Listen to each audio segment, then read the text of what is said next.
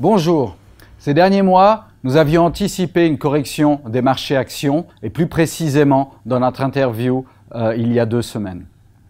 Nous pensons en effet que la correction qui a commencé est certes arrivée à une situation de survente et pourrait rebondir un peu cette prochaine semaine, mais devrait ensuite continuer à la baisse, sans doute jusqu'à mi-fin novembre, puis ensuite jusqu'au début de l'année prochaine et potentiellement jusqu'à la fin de l'année prochaine et 2020. Tout d'abord, nous allons regarder le graphe long terme du S&P 500, un graphe weekly qui nous donne des perspectives à 2 à 4 trimestres. Ce qu'on peut voir, c'est que les objectifs à la hausse avaient été atteints, que nos 2 enveloppes se touchaient ici, ce qui est un signe d'exagération, et que notre indice de risque était bien dans le rouge, dans la zone de surachat.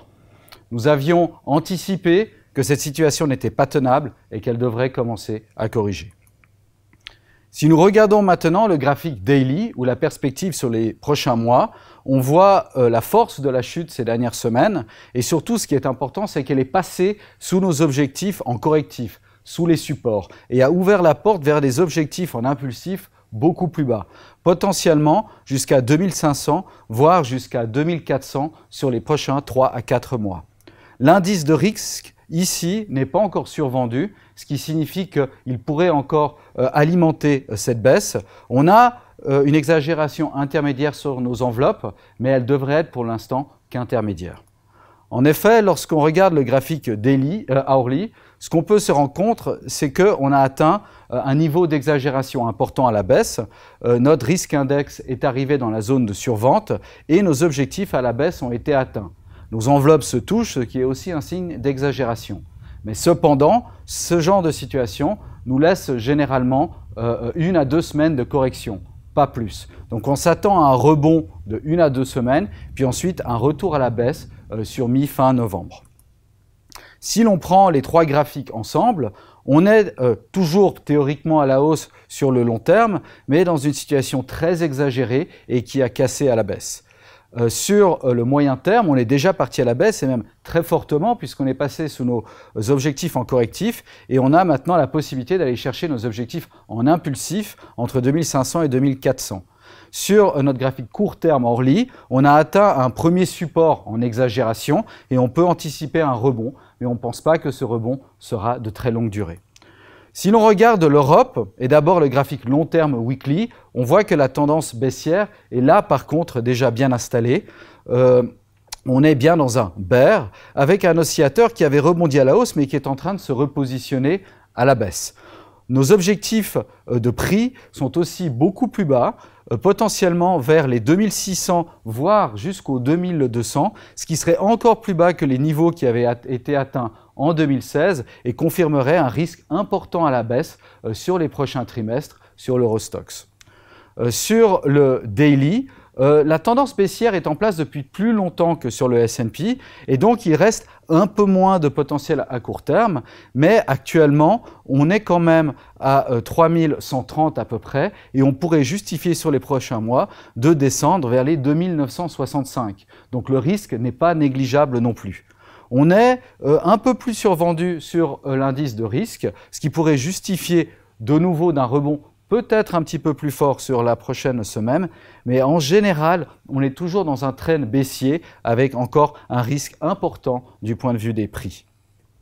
Si l'on regarde maintenant le court terme et le graphique hourly, on est survendu sur l'oscillateur qui est arrivé aussi dans la zone de survente. Nos enveloppes se touchent et nos objectifs ont été atteints. Et donc, on peut effectivement valider un rebond, mais de nouveau, on pense qu'il pourrait durer 1 à 2 semaines maximum avant que la tendance reparte à la baisse. Si l'on prend les 3 graphiques ensemble, les 3 graphiques, la tendance pour le moment est encore baissière et les objectifs baissiers sur le long terme et le moyen terme sont encore importants. Donc pour nous, ce n'est pas encore le moment de prendre des risques sur le marché action européen. On va rapidement regarder maintenant une des causes de cette baisse cette année sur les marchés actions, et notamment l'indice du Shanghai Composite en Chine. On voit que la correction là dure depuis 2015, qu'elle s'était reprise entre 2016 et 2017, mais que dès début 2018, elle est fortement repartie à la baisse. Et pour l'instant, nous ne sommes pas tout à fait encore survendus sur le long terme, et surtout nous avons un risque de prix encore important, sans doute en dessous des 2000 et voire jusqu'à 1800. Sur le graphique moyen terme daily, on est survendu pour l'instant et on pourrait imaginer un rebond qui pourrait durer aussi là 1 à 2 semaines, mais on pense que la tendance est toujours baissière et on se méfie énormément de cette tendance long terme qui est encore baissière avec un risque significatif sur les prochains trimestres. À court terme, on a commencé à rebondir avant les autres marchés.